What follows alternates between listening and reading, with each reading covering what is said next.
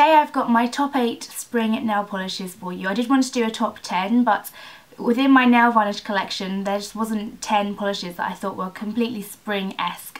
Obviously you can wear any colour any time of the year. I'm not saying you have to wear these colours in spring and you can't wear any other colours, but within my collection these are the colours that I'm going to be wearing a lot during spring.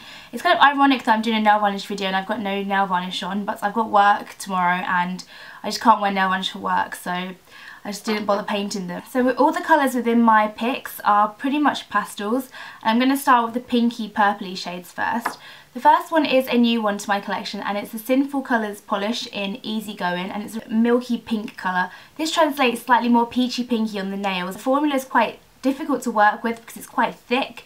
So if you don't put enough on the brush you end up with a very streaky coat, but if you put too much on the brush you end up with a very thick coat as well. So it's quite difficult to get right, but it's a really lovely colour when it's on. It needs about 3 layers to be completely opaque, and I found it wears really well on my nails as well. The next one is one I've had for ages and it's Rimmel's Rose Libertine, and this is part of their 60 seconds range. And I absolutely love this range because the brushes are really nice. They're really flat and really fat, so you can paint your nails really quickly. The formula dries really quickly as well, so you can get your nails painted and finished within a really short space of time. This is just a muted pink colour with a slight coral tinge to it. If I hold it up to right next to my top, you can see it's slightly more pink than coral, but this has definitely got a coral-esque finish to it rather than being a pure pink. I've had this for quite a while and there was a time where I just wore this all the time and wouldn't wear any other nail varnish colour.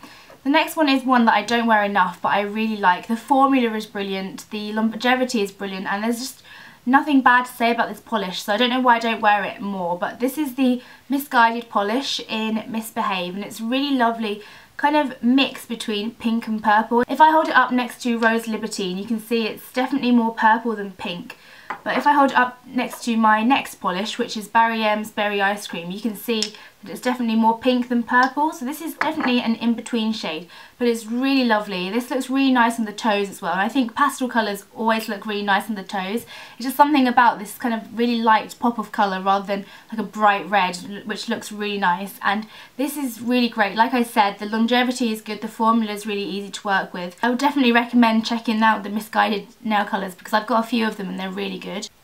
So the next polish is one I've already shown, and it's Berry Ice Cream by Barry M. This is a pure lilac colour. It's just absolutely gorgeous and it's absolutely perfect for spring. This is one of my favourite colours to wear on my fingers and toes as well because it's just really nice, and I think purple goes with a lot of other colours.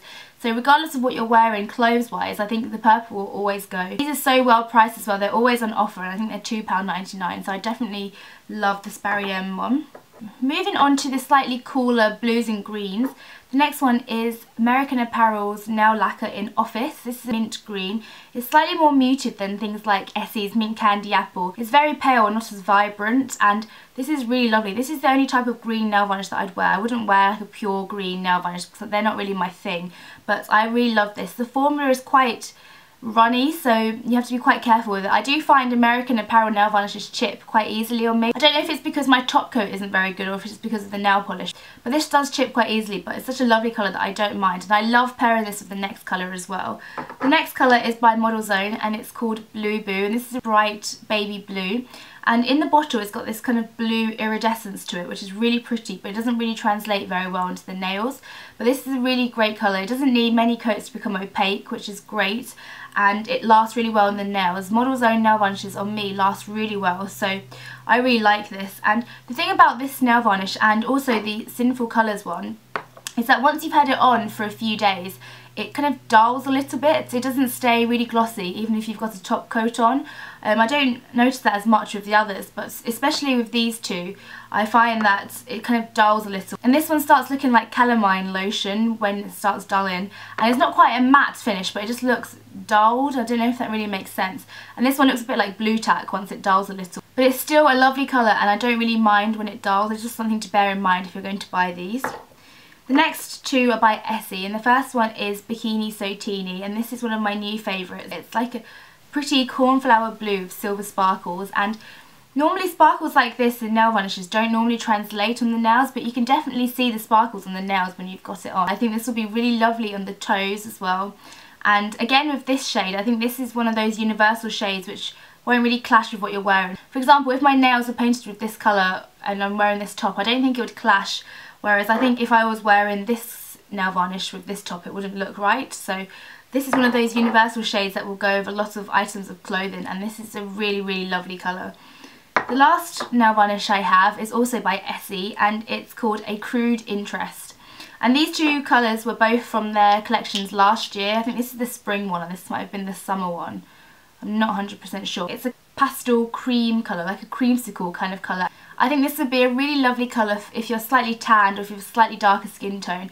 On me this looks a little bit stark when I'm pale like this, but when I'm slightly more tanned it does look really lovely. I find that these last fairly well on my nails. They're not the most long lasting on my nails, but they do last quite well. So those are my top 8 spring nail polish picks. I hope you enjoyed this video. I'd love to know what nail varnishes you love during spring. And also if any of you have recommendations for good top coats, I would love to know. So thank you for watching and I will see you again soon. Bye!